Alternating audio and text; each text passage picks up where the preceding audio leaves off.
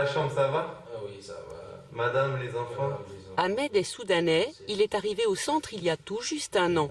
Avant le confinement, il attendait la réponse à sa demande d'asile d'un jour à l'autre. Aujourd'hui, il se pose encore plus de questions.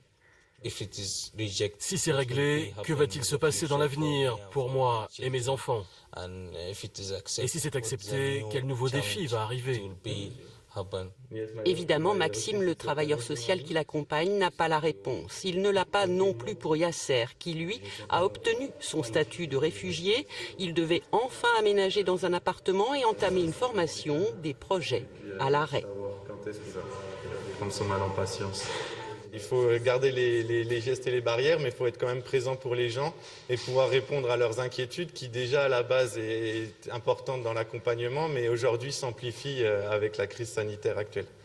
Le centre accueille aujourd'hui 98 personnes de plus d'une dizaine de nationalités, autant de cultures et de réactions différentes face à la pandémie qu'il a fallu gérer.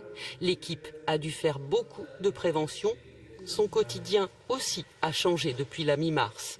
Ça change que la demande d'asile ne devient plus la priorité des priorités pendant cette période, puisque l'OFPRA et la CNDA, qui sont les deux instances, sont en sommeil. Alors ça ne veut pas dire qu'il n'y a rien qui se passe, il y a des choses, mais ce n'est plus aussi important qu'auparavant. Mais pour autant, l'accompagnement social, la gestion de l'hébergement, la vie collective dans l'établissement est plus que jamais au devant de la scène.